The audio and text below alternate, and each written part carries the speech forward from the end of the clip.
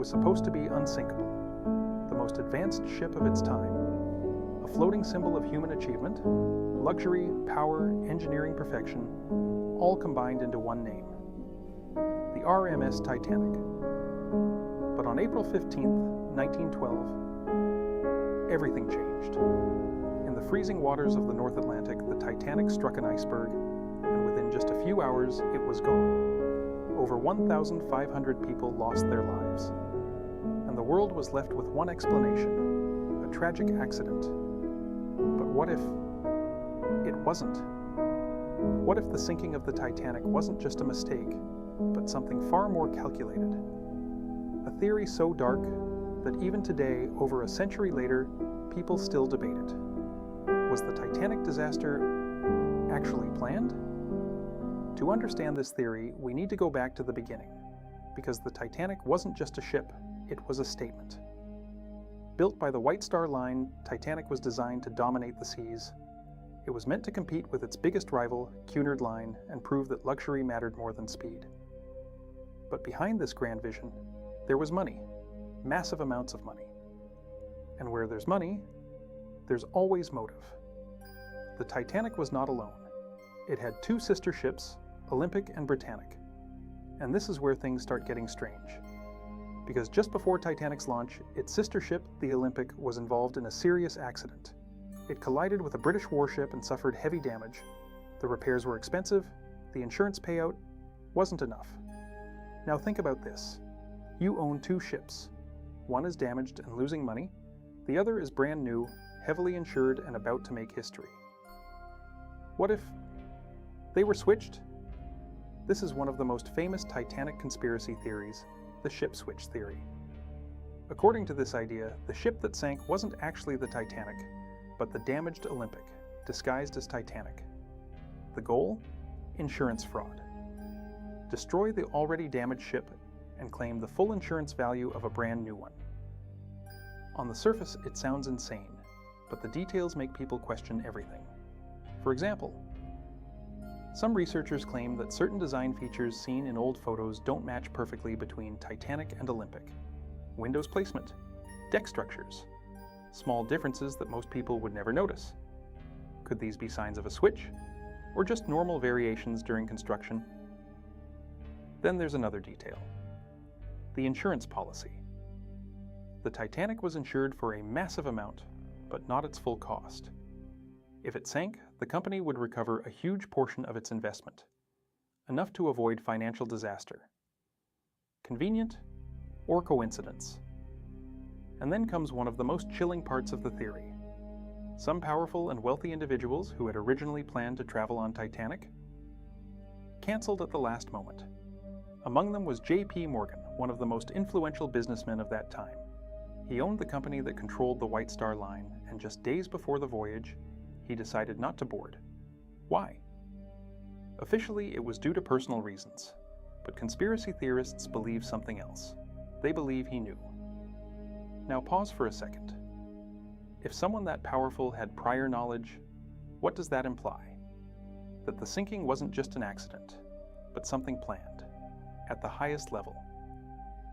But wait, there's more. Because another part of this theory goes even deeper. It's not just about money, it's about power. At the time, there were a few extremely wealthy men who opposed the creation of a central banking system in the United States. Interestingly, some of those men were on board the Titanic, and they didn't survive. This has led to another theory, that the sinking was used to eliminate opposition, to remove powerful figures who stood in the way of major financial changes. Again, it sounds extreme. But when multiple unusual details start aligning, people begin to question the official story. So let's step back. We have a damaged ship needing replacement, a nearly identical ship ready to sail, a massive insurance opportunity, last-minute cancellations by powerful individuals, and a disaster that conveniently solves multiple problems. Individually, each of these can be explained, but together, they create a pattern. And humans are wired to look for patterns. But here's where things get interesting, because while these theories sound convincing at first, they also raise serious questions. For example, Switching two massive ships is not easy. Thousands of workers would be involved. Documentation, inspections, crew familiarity, everything would need to align perfectly. Could something that big really be hidden? And what about the iceberg? Multiple witnesses reported seeing it. Survivors described the impact. If the sinking was planned, why rely on something as unpredictable as an iceberg? Why not ensure a controlled outcome? This is where the theory starts to weaken. Because while it creates a compelling narrative, it also depends on a level of precision and secrecy that is extremely difficult to maintain. So now we are left with two possibilities. One, the Titanic sank due to a tragic but natural accident. Or two, there was something more happening behind the scenes, something hidden, something calculated. And the truth? It lies somewhere between evidence and belief. But in this case, after more than a century, no solid proof has ever surfaced that confirms such a plan. Still, the theory continues to survive, and the reason is simple: unanswered questions. Because while the official explanation of the sinking is widely accepted, it is not perfect. The story we know is that the ship struck an iceberg, the hull was damaged, water flooded multiple compartments, and the ship eventually sank. But even within this explanation, there are details that raise curiosity. For example, the Titanic was designed with multiple watertight compartments, which were supposed to keep it afloat even if some sections were flooded. So why did it fail so completely? Why did the damage spread so quickly? Was it purely a design limitation, or was something else involved? Another point often discussed is the speed of the ship. Despite receiving multiple iceberg warnings, the Titanic continued to travel at a high speed through dangerous waters. Some argue that this was due to pressure to arrive early and make headlines. Others believe it was a critical mistake driven by overconfidence in the ship's design. But conspiracy theorists take this further. They suggest that the speed was intentional, that the conditions were allowed to become dangerous, increasing the chances of an incident. However, this idea also has a weakness, because if the goal was to ensure a sinking, relying on environmental conditions like icebergs would be highly unpredictable. It introduces too many variables, too many chances for failure. Now let's revisit the idea of the ship switch theory again, but from a more logical perspective. The Titanic and its sister ship, the Olympic, were indeed very similar in design, but they were not identical in every detail. Crew members who had worked on both ships would likely notice differences. Passengers who had traveled before might recognize changes. And most importantly, official inspections and documentation would need to match perfectly. Altering all of this without leaving any trace would require an extraordinary level of planning and secrecy. Not impossible, but extremely unlikely. Then there is the role of White Star Line. If such a massive plan existed, the company would have to be deeply involved. But from a risk perspective, it doesn't fully make sense. The loss of life, the public outrage, the legal consequences, all of these would create massive damage to the company's reputation and future.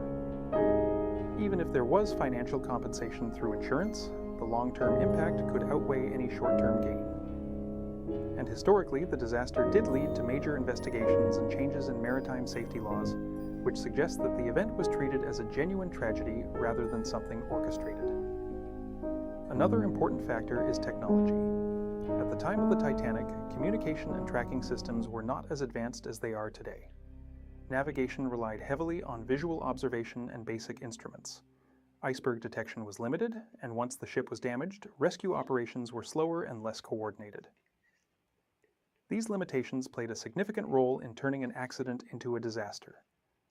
When viewed through a modern lens, it might seem like there were too many failures at once. But in reality, many of these failures were the result of the technological limitations of that era. Now consider the human element.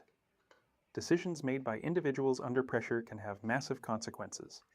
The choice to maintain speed, the delayed response to iceberg warnings, the insufficient number of lifeboats. All of these were human decisions. And when combined, they created a situation where a single event led to catastrophic results. This is often how real-world disasters occur. Not because of one single cause, but because of multiple small factors aligning at the wrong time. So where does this leave the theory? On one side, it presents a narrative that connects multiple unusual elements, financial motives, powerful individuals, and a tragic outcome. On the other side, it lacks concrete evidence and relies heavily on interpretation and coincidence. This is why the theory continues to exist, because it offers an alternative explanation that challenges the official story, even if it cannot fully replace it. And this brings us to a deeper point. Why do people believe in theories like this? And maybe that's what keeps this story alive. Not just the tragedy, but the mystery around it. Because sometimes the most powerful stories are not the ones with clear answers, but the ones that make us keep asking questions.